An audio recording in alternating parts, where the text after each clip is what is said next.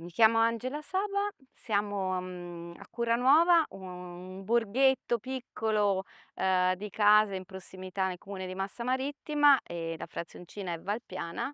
Questo borgo, diciamo così, di Curanuova in effetti è rappresentato quasi più dalla nostra azienda, che è più grande del borgo stesso. Questa è un'azienda a conduzione familiare, infatti nella nostra azienda lavoro io, mio fratello Antonio, mio marito Claudio, però anche se non ci dà una mano operativamente nella conduzione dell'azienda, c'è ancora la mia mamma, che comunque è il fulcro di tutta la nostra attività, che è il riferimento di noi bambini, diciamo così. È un'azienda zootecnica, quindi alleviamo pecore e capre.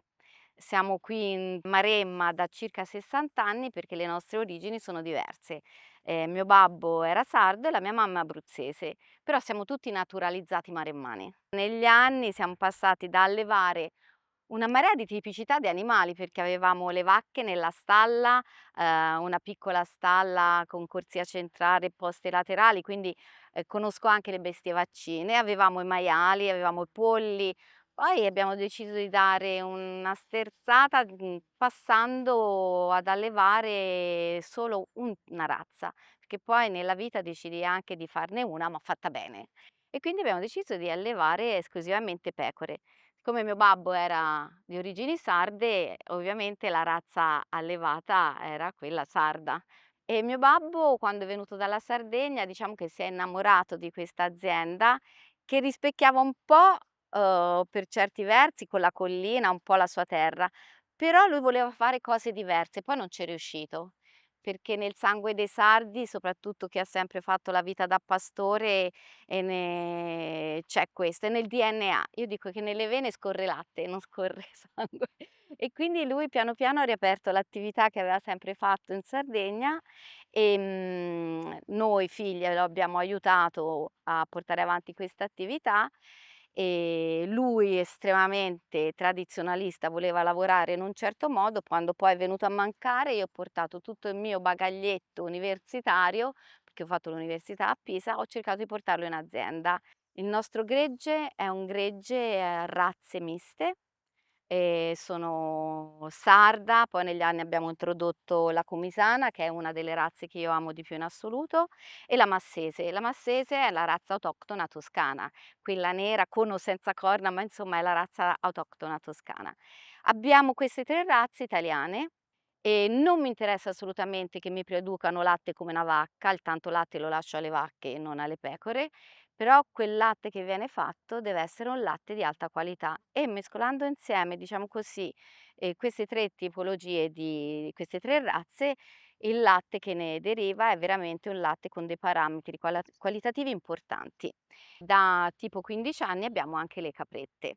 Le capre sono, una fase importante della nostra attività produttiva, perché in Maremma non ce ne sono tante, anzi pochissime, e la, tipologia produttiva del latte di capra, solitamente quello che viene fatto è alla francese, si suol dire, quindi, prodotti molto elaborati, molto ricercati, con utilizzo di penicillium, di fermenti, di cose che comunque, gli danno, una scarsa naturalità, questo è quello che dico io.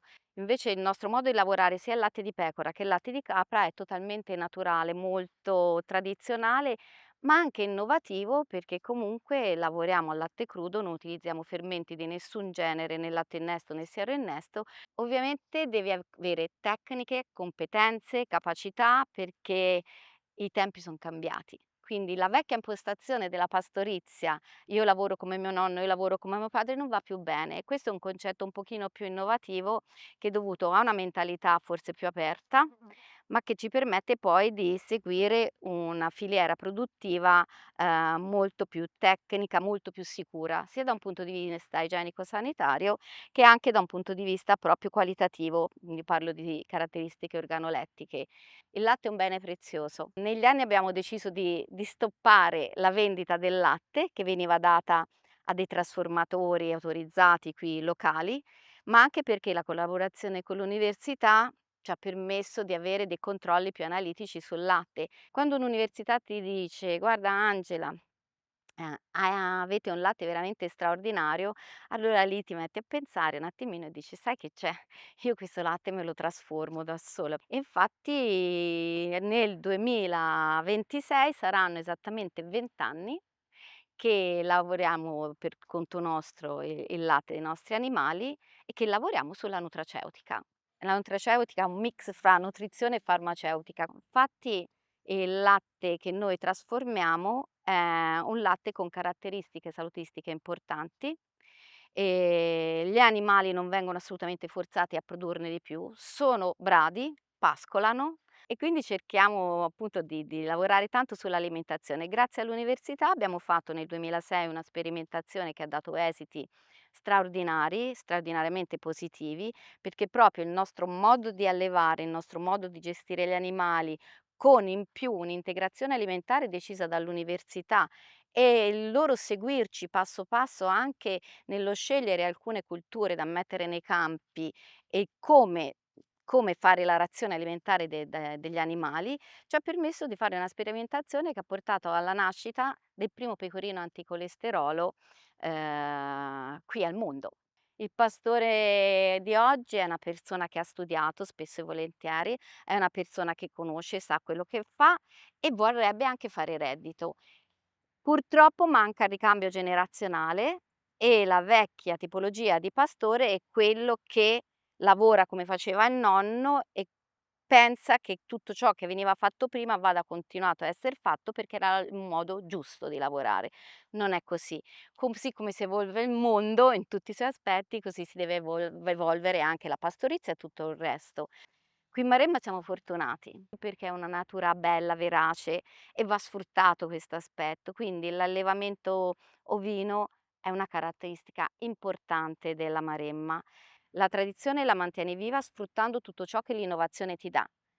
Prima non esistevano i refrigeratori, non esistevano le celle, non esistevano le mungitrici e andava bene così perché si sopravviveva, era diverso. Ora esistono tutta una serie di innovazioni che ti permettono di mantenere viva e rispettosa di quelle che sono le normative odierne, quello che era il lavoro di una volta e mantenerlo vivo per poi riuscire ancora oggi a portarlo avanti devi sfruttare la tecnologia. Questa è una visione un po' forse così, un po' aliena di questo settore, ma mi piace vederlo così. Pastore sardo, non sardo, è una persona cocciuta. Accetta malgrado quello che possono essere i suggerimenti, perché anche se arriva all'università in azienda ti potrebbe dire: "Ma te, giovane, rampante, universitario, ricercatore, vieni a dirmi come devo svolgere il mio lavoro quando lo faccio da tutta una vita". E questo è un approccio sbagliatissimo. Rimanere attaccati alle proprie origini è meraviglioso e guai perdere e dimenticare le origini, però bisogna avere un'apertura un pochettino diversa. Non amo i compromessi, quindi in questa azienda che se lo sente mio fratello s'arrabbia, però è impostata in maniera molto femminile e io sono un'amante delle donne, del mondo femminile visto nell'agricoltura, dell'imprenditoria femminile. Sono convinta che abbiano una marcia in più, non me ne vogliano maschietti, ma è secondo me così. Non è che nasco così con questa impostazione, è che ho già vissuto l'altra faccia della medaglia e so che non va bene. Mi piace girarmi, guardarmi intorno, vedo campi magari poco curati, con delle erbacce, con qualcosa per me è ricchezza, è biodiversità. Prima mi guardo intorno e vedo degli animali sereni e felici. Sereni e felici perché vivono, come ho detto, bradi, la sera rientrano nei loro alloggi perché abbiamo problemi di predazione, però sicuramente questo vivere bradi gli permette anche di mantenere pulito i nostri campi che noi ricoltiviamo perché, qui in Maremma prati stabili è difficile trovarli, però insomma cerchiamo di riprodurre e di ridare loro massima biodiversità. Questo aspetto è veramente importante per la qualità dei prodotti. Sia le capre che le pecore possono arrivare al fiume, mantengono pulita addirittura poi c'è il consorzio di bonifica, ci pensa lui, però veramente questa gestione del verde, del territorio, che è una cosa che facciamo per l'azienda, ma poi alla fine ricade un po' su tutto il territorio e sulle persone che lo vivono. Perché se noi smettessimo di fare questo lavoro, io ora sono in pianura, è un'azienda un po' atipica, ma però ci sono delle aree marginali dove non puoi fare altro più che pastorizia. Se i pastori, i miei colleghi, smettessero di fare questa attività, ci sarebbe un imboschimento o comunque un deterioramento del territorio pazzesco, non sarebbe più usufruibile. Quindi spesso e volentieri mi viene da dire: più che puntare il dito su questa attività, cerchiamo di valorizzarla e ringraziare chi continua a farlo, perché sta svolgendo un lavoro anche per la comunità, per il territorio. Custodi del territorio sembra uno slogan, ma è uno slogan azzeccato, nel senso che è la verità assoluta. Adesso c'è questa cosa proprio della sentieristica, che secondo me è meravigliosa, è importante, sta evolvendo sempre di più, la sentieristica vissuta sia a cavallo ma anche in bike, che è molto importante per noi. E ripeto, puntare tutto sul turismo enogastronomico e dare la possibilità alle aziende di proporre in primis i propri prodotti e il proprio lavoro, perché le persone che non conoscono la pastorizia o non conoscono comunque la campagna maremmana, andare direttamente nelle aziende e vivere, toccare con mano è veramente importante. C'è chi gli fa mungere le pecore, chi gli fa vedere la stalla delle vacche, cioè per le persone che vivono in città è un mondo totalmente da scoprire. Capisce quanto lavoro c'è dietro a un prodotto di un certo tipo. Un mio carissimo collega, produttore bitto storico, ribelle, già ribelle la dice lunga, ha sempre detto: "Non importa quanto è buono il formaggio, può essere meno buono di altri, ma l'importante è che abbia una storia da raccontare". A me mi è rimasta marchiata a fuoco questa cosa e la dico sempre: la bontà di un prodotto, di prodotti buoni in Maremma ne abbiamo tantissimi, ma se non c'è una storia dietro, un racconto dietro, quel prodotto sa di poco. Io nel mio punto vendita, quando vengono le persone, mio marito dice: "Ti trattieni troppo con la gente". Io a volte arrivo a starci anche ore, ma perché li porto da quando c'è l'animale, la pecora, al pascolo, da quando nasce l'agnellino fino al prodotto finito che loro assaggiano. E loro rimangono stupiti, allora gli viene voglia di capire, di vedere e per me è importantissimo perché se sono anche un po' increduli poi è come toccare con mano, lo vedono, lo vivono e questo è il messaggio che dobbiamo dare. Quindi noi in Maremma abbiamo formaggi meravigliosi, allevamenti vaccini, allevamenti di pecore, abbiamo olio, frutta, vino, cioè la Maremma veramente ragazzi è un dono